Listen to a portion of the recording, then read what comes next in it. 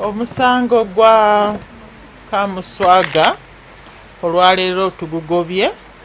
Kamuswaga tatulaze nti alina nti tajumbiranga musango gwe bukya guleetebwa wano. Kamuswaga tetumulabangako, tajjanga kuwa bujulizi. Era olwaleero tuze tuli beetegefu okuwulira ensonga ze, naye Kamuswaga talabise. His Royal Highness Kamuswaga yayisibwa bubi nga omuntu eddembe ly'obwerange lyatyolebwa.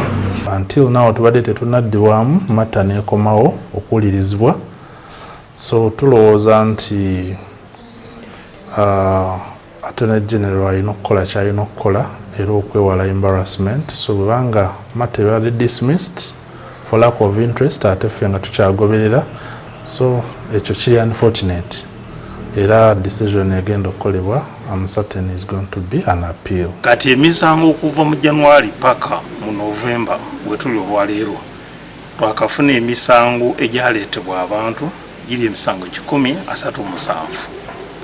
Naye mu misango gino tulina akakunguuta, kati okusinza mu kakunguuta ako twajjamu emisango 6. Ng'emisango gino 6 ebiri bagamba nti baatulugunyizibwa.